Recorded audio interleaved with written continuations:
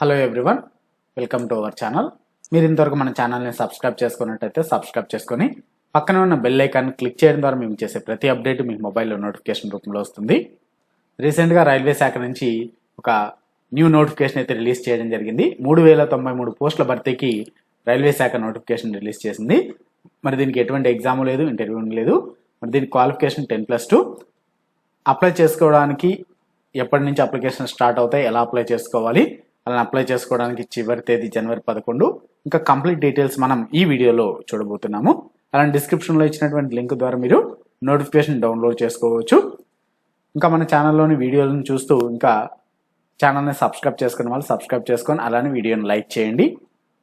So railway recruitments RRC northern railway Lajpat Nagar New Delhi release చేసింది ఇది.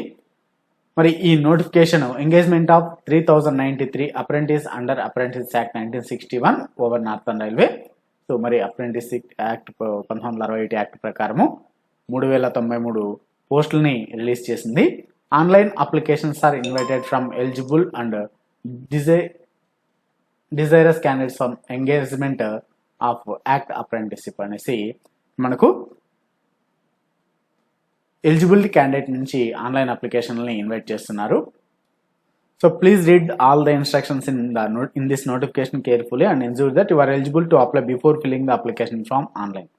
So మీరు అప్లై చేయడానికన్నా ముందు ఇన్స్ట్రక్షన్స్ అన్ని కూడా ఈ నోటిఫికేషన్లో ఇచ్చినటువంటి ఇన్స్ట్రక్షన్స్ అన్ని కూడా క్లియర్గా చదువుకున్న తర్వాత ఆన్లైన్ అప్లికేషన్ ఫామ్ ఫిల్అప్ చేయండి అన్నారు. ఇక్కడ ఓన్లీ ఆన్లైన్ అప్లికేషన్స్ మాత్రమే సబ్మిట్ చేయమని అడిగారండి. ఎటువంటి ఆఫ్లైన్ అప్లికేషన్స్ మీరు పోస్ట్ చేయాల్సిన అవసరం లేదు అనేసి ఇక్కడ తెలియజేయడం జరిగింది.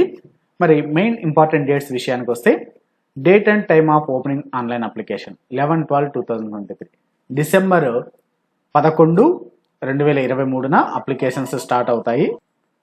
Date and time of closing of online application so చివరి తేదీ వచ్చేసి 11/1/2024 జనవరి 11వ తేదీ లోపు మీరు అప్లై 2024 జనవరి 11 లోపల అప్లై చేసుకోవాలి. మరి expected date of display of merit. So దీనికి ఎటువంటి ఎగ్జామ్ ఇంటర్వ్యూ లేదు కాబట్టి డైరెక్ట్ మెరిట్ లిస్ట్ అనేది రిలీజ్ చేస్తారు.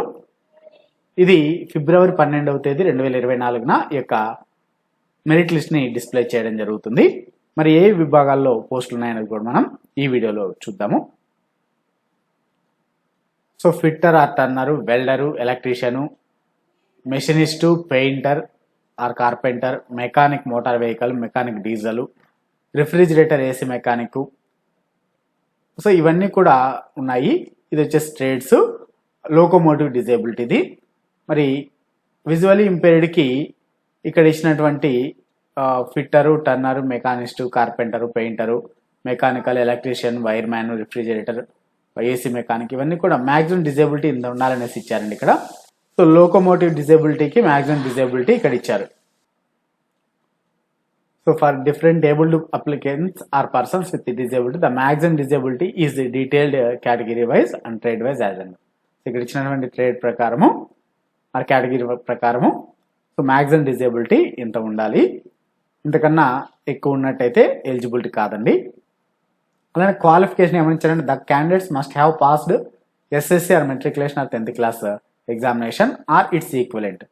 సో 10వ తరగతి లేదంటే దానికి ఈక్వల్ ఉన్నటువంటి దానికి సమానమైన qualification under 10+2 examination system 10+2 examination సిస్టంలో అయినా పాస్ అయి ఉండాలి. అది కూడా 50% మార్కులు మినిమం ఉండాలి.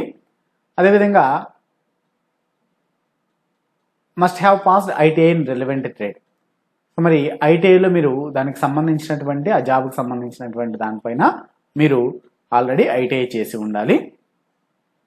అలానే ఇక్కడ ఏమని ఇచ్చారంటే the candidates whose SSC matriculation 10th or ITI results are awaited. అంటే ఇక్కడ మీరు ఎవరైతే అప్లై చేస్తున్నారో వాళ్ళు ఆల్రెడీ ఈ నోటిఫికేషన్ రిలీజ్ చేసినాటికి మీరు పాస్ అయి ఉండాలి, ఇంకా చదువుతూ ఉండకూడదు, రిజల్ట్స్ కోసం వెయిట్ చేస్తూ ఉండకూడదు అనేసి తెలియచేయడం జరిగింది. అంటే ఆల్రెడీ చదువుతున్న వాళ్ళు ఇప్పుడు ఎలిజిబిలిటీ కాదు, ఆల్రెడీ కంప్లీట్ అయిన వాళ్ళు 10th class and ITI complete చేసుకున్న వాళ్ళు మాత్రమే అప్లై చేసుకోవాలి.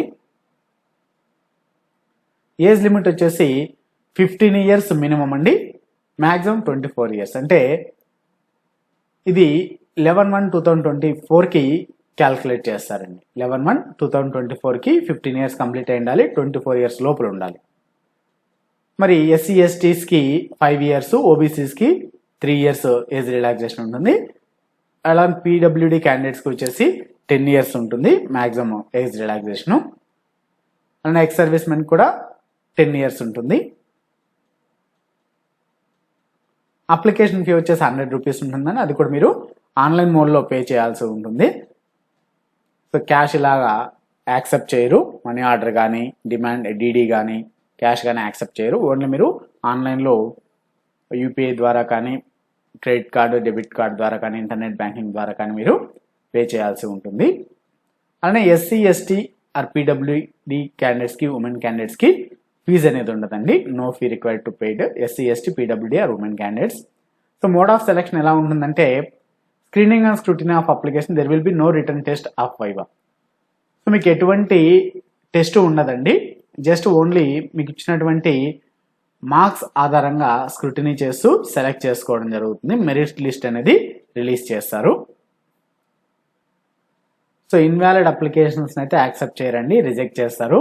అంటే అప్లికేషన్ సరిగ్గా ఫిల్ చేయకపోయినా, లేదంటే అప్లికేషన్ ఫోటో లేకపోయినా, అప్లికేషన్ పైన సైన్ చేయకపోయినా, ఇంకా application with scan photo but wearing Google's అంటే మీరు కళ్ళద్దాలు పెట్టుకుని ఏమైనా పెట్టుకున్నా, విగ్ పెట్టుకున్నా, ఇటువంటి ఫోటో పెట్టుకున్నా కూడా యాక్సెప్ట్ చేయరు.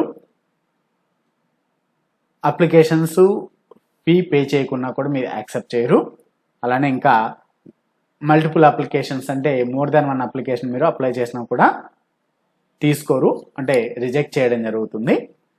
ఇంకా ఓవర్ ఏజ్ ఉన్నా, తక్కువ ఏజ్ ఉన్నా, సో ఇలాగా ఏమైనా తప్పుడు సమాచారం అప్లికేషన్లో ఫిల్ చేసినా మీ యొక్క అప్లికేషన్ అయితే రిజెక్ట్ చేస్తారు.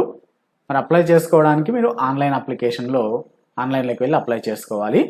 సో మీరు వెబ్సైట్లోకి వెళ్ళి ఆన్లైన్ అప్లికేషన్ అనేసి క్లిక్ చేసినట్టయితే ఆర్ఆర్సీ వెబ్సైట్లోకి వెళ్ళి మీకు అక్కడ స్టెప్ బై స్టెప్ అనేది వస్తుందండి. మీ యొక్క details, name, father name, community category, mobile number, email ID, date of birth ఇచ్చిన తర్వాత రిజిస్టర్ చేసుకోవాలి. రిజిస్టర్ చేసుకున్న తర్వాత మీకు ఈమెయిల్ ఐడికి, మొబైల్ నెంబర్కి SMS వస్తుంది, ఐడి పాస్వర్డ్. మరి క్యాండిడేట్ ఆ యొక్క ఐడి పాస్వర్డ్తో లాగిన్ అయిన తర్వాత అప్లికేషన్ ఫాము చూసుకొని పేమెంట్ అనేది పే చేయాల్సి ఉంటుంది. ఎస్సీ ఎస్టీలు అయితే ఫీ ఏమి ఉండదు. ఫీ పేమెంట్ చేసిన తర్వాత మీ యొక్క డాక్యుమెంట్స్ని అప్లోడ్ చేయాలి. క్యాస్ట్ ఉన్న వాళ్ళు క్యాస్ట్, అలానే SSC marks card, ITI marks card, so అక్కడ ఏమైతే అడుగుతుందో వాటన్నింటిని కూడా అప్లోడ్ చేయాల్సి ఉంటుంది డాక్యుమెంట్స్ని. అలానే ఫోటో అండ్ సిగ్నేచర్ని కూడా అప్లై చేయాల్సి ఉంటుంది. ఫోటో వచ్చేసి 10 to 50 KB ఉండాలి, ఫోటో అండ్ సిగ్నేచరు. సో సపరేట్గానా ఏంటనేది మీకు అక్కడే చూపిస్తుంది.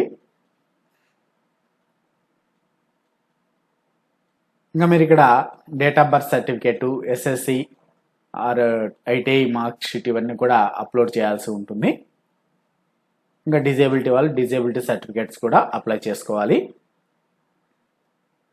మరి ఈ యొక్క ట్రేడ్ వైజ్ ట్రైనింగ్ స్లాట్స్ చూసినట్టయితే సో ఎల్కేఓ డివిజను ట్రేడ్ వచ్చేసి మెకానికల్ డిఎస్ఎల్, సో టోటల్ 110 పోస్టులు ఉన్నాయి. ఎలక్ట్రీషియన్ 30 పోస్టులు, fitter 186, carpenter 9, total grand total వచ్చేసి 335 LKO division.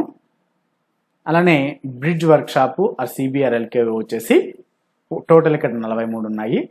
Carriage workshop AME or LKO వచ్చేసి 374 ఉన్నాయి టోటల్.